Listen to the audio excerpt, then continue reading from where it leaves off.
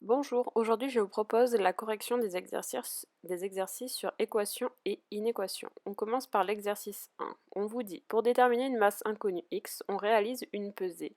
On a à l'équilibre suivant, le graphique qui vous est donné. On vous demande de traduire l'équilibre par une équation, la résoudre et en déduire la masse inconnue. Donc, dans un premier temps, reprenons le schéma. On va d'abord traduire l'équilibre. Donc, sur la balance de gauche, nous avons une masse de 50 grammes et deux petites masses, chacune valant x grammes, x étant l'inconnu. Donc on va noter 50 plus x plus x. Là, je ne fais que traduire en langage mathématique ce qu'il y a sur la balance de gauche. Sur la balance de droite, on a juste une masse de 450. Donc on note 450. C'est la masse sur la balance de droite. On voit que les deux balances sont à l'équilibre, ce qui veut dire qu'on est dans un cas d'équation, d'une égalité, donc on va mettre le signe égal entre les deux. Maintenant, petit 2, on va résoudre. Pour résoudre, on va devoir arranger l'équation. Là, nous avons un x plus un autre x plus x, ça fait 2x.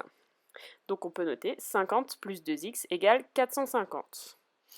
Donc le but, c'est d'isoler les inconnus d'un côté et de mettre les chiffres de l'autre. Donc là, on va se débarrasser du 50. Donc 2x égale 450. Je mets mon 50 de l'autre côté. Le 50 de base était positif, donc il devient négatif lorsque je le mets de l'autre côté de l'équation. Donc 2x égale 450 moins 50, ça fait 400. Maintenant, on divise des deux côtés par le coefficient qui est devant x, c'est-à-dire 2. On a donc x égale 400 divisé par 2, ça fait 200. Et maintenant, on en déduit la masse inconnue, petit x. La masse inconnue est donc de 200 grammes, étant donné que la solution de notre équation est x égale 200. Maintenant, exercice 2. On vous dit que le fanion d'un club de foot a la forme d'un triangle rectangle qui vous est donné ci-contre. Le côté AC mesure 2 cm de moins que l'hypoténuse BC. On vous demande, petit 1, en appliquant la propriété de Pythagore, montrer que x est la solution de l'équation 4x égale 104.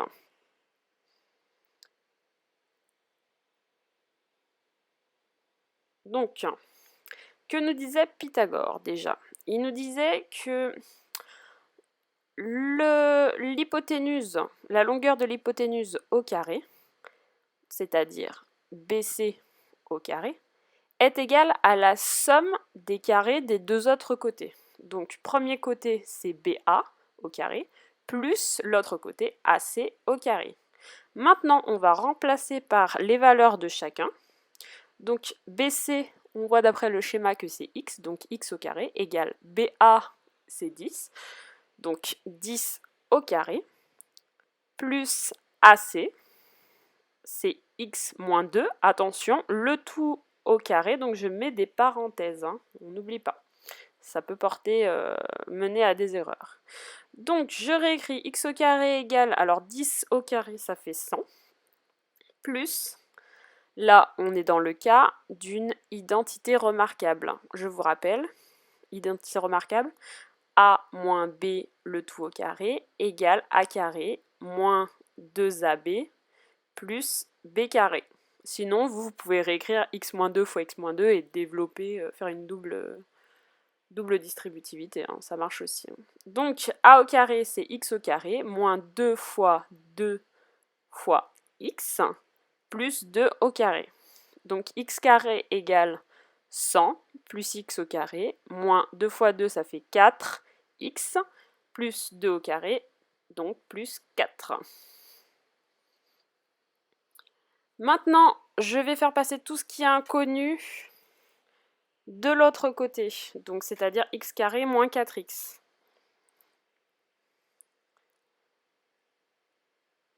Je rappelle, quand on fait passer quelque chose de l'autre côté, on change son signe. Donc x au carré, là, dans notre cas, il était positif. Donc lorsqu'il va passer de l'autre côté, il va devenir négatif.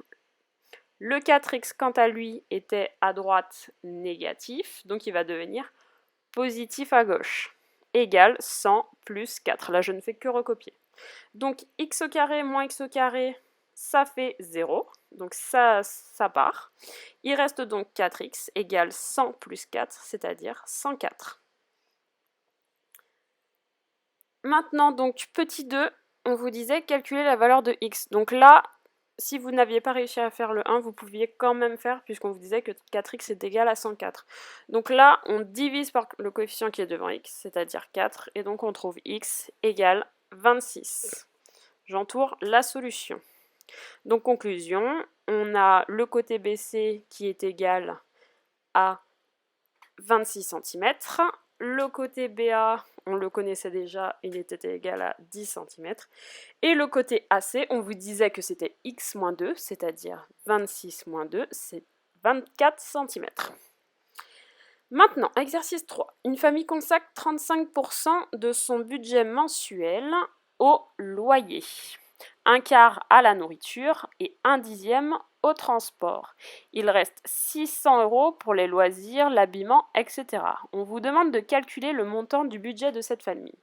Donc, premièrement, je vous conseille de noter toujours l'inconnu. Qu'est-ce que je ne connais pas?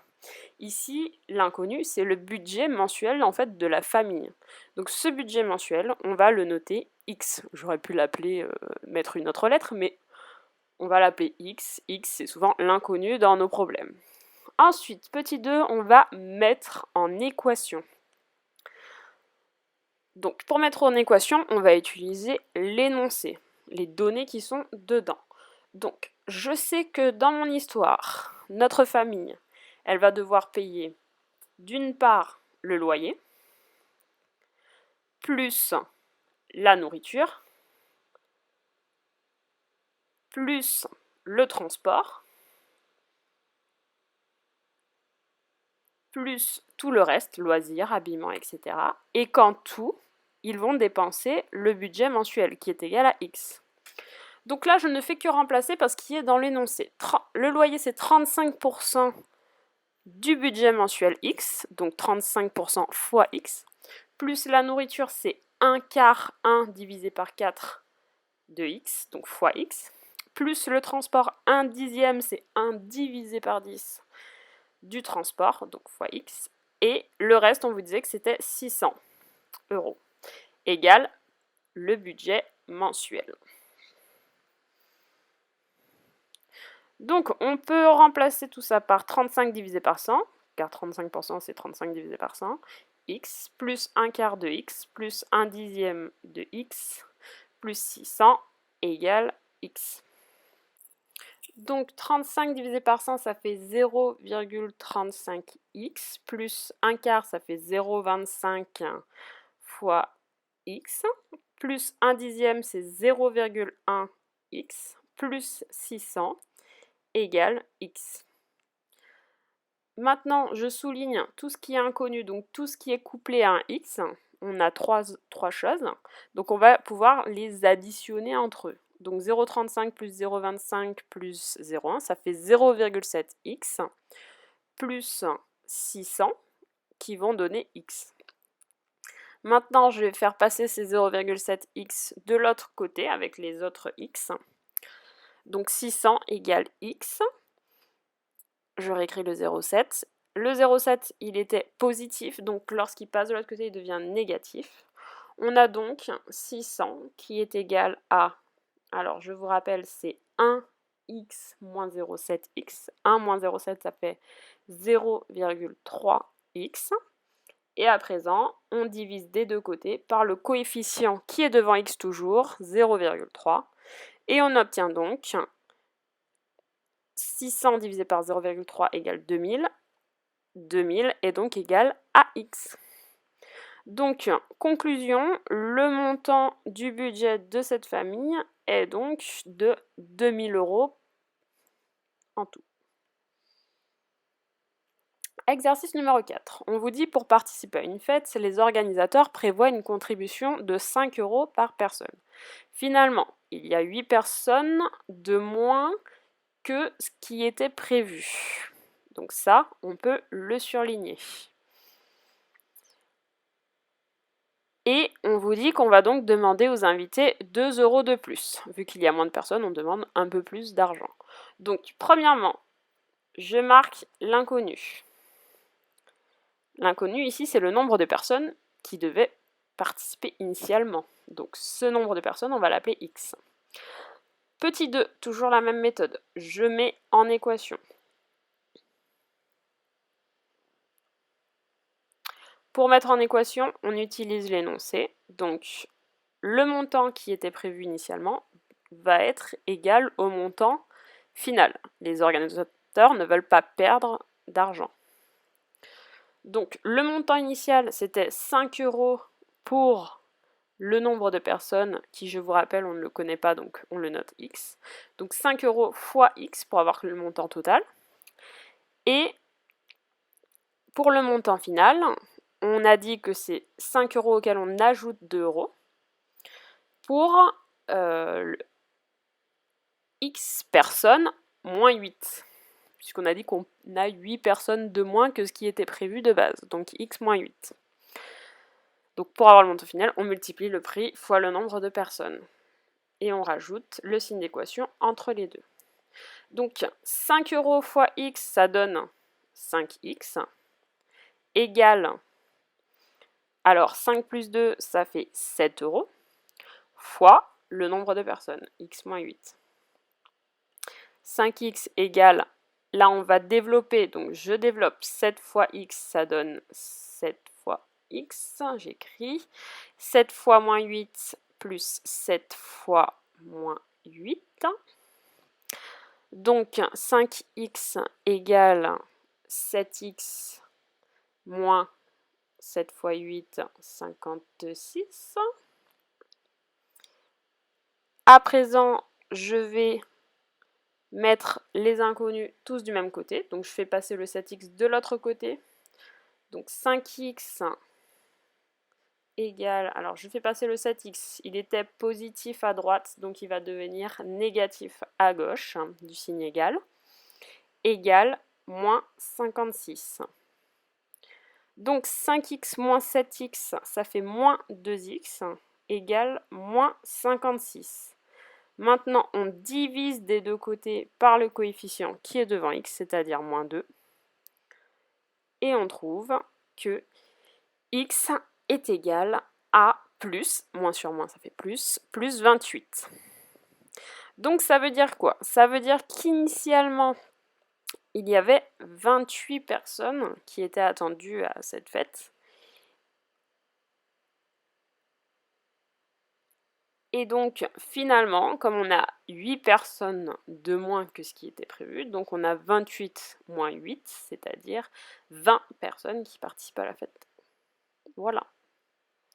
Exercice numéro 5 à présent. Le propriétaire d'un terrain carré de 35 mètres de côté décide de l'agrandir de chaque côté d'une longueur notée X. Donc je vous ai mis en vert le terrain de 35 mètres de côté et j'ai laissé en gris l'ajout de X de chaque côté.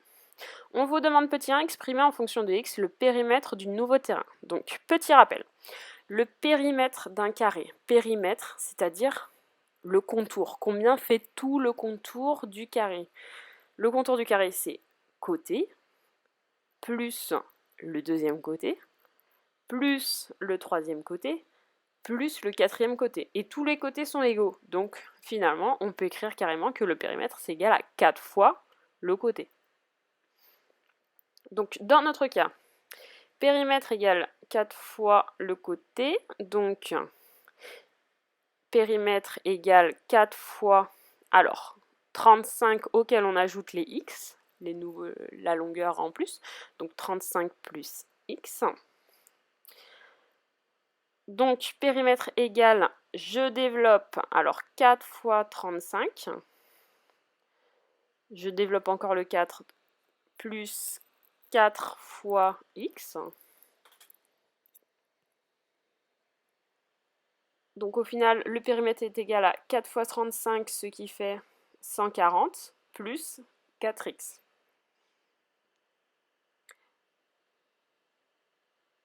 Maintenant, on vous dit petit 2, calculez la valeur de x pour que le périmètre du nouveau terrain mesure 200 mètres. Donc je repars de la formule qu'on a trouvée précédemment, c'est-à-dire périmètre égale 140 plus 4x. Et là, on va remplacer la valeur du périmètre par 200, ce qu'on nous dit dans l'énoncé. Donc 200 égale 140 plus 4x. Là, j'ai un seul inconnu, il est à droite, donc je vais faire passer toutes les valeurs de l'autre côté. Donc je vais faire passer le 140 du côté des 200. Donc ça donne 200. Le 140 était positif, donc là, il devient négatif quand je le passe à gauche, donc moins 140, égale 4x. Je vais écrire à droite le résultat. Donc 200 moins 140, ça fait 60, égale 4x. Et pour finir, comme d'habitude, on divise. Pourquoi diviser? Parce que c'est un fois entre le 4 et le x. On divise des deux côtés par le coefficient qui est devant x. Donc je divise par 4 des deux côtés. Donc au final, x est égal à 60 divisé par 4, ce qui fait 15. J'entoure toujours le résultat. Donc, résultat des courses, pour avoir un terrain qui mesure 200 mètres de périmètre de côté, il faut rajouter 15 mètres sur chaque côté du terrain. Exercice 6, on vous dit pour chauffer son pavillon, Monsieur Valentin veut utiliser une pompe à chaleur géothermique, donc je surligne en vert. Le coût de l'installation est de 13 000 € et le coût de fonctionnement de 145 € par an. Et avec un chauffage traditionnel au gaz, l'installation lui revient à 5 000 € pour un coût de fonctionnement de 1 600 € par an. Comment M. Valentin peut-il déterminer le nombre d'années nécessaires pour rentabiliser l'installation de la pompe à chaleur? Donc petit 1, on vous demande d'exprimer en fonction de x, le nombre d'années, la somme totale dépensée pour le chauffage géothermique. Donc il faut penser que pour le chauffage géothermique, on a un coût d'installation de l'appareil dans la maison, plus les coûts de fonctionnement chaque année. Ok ?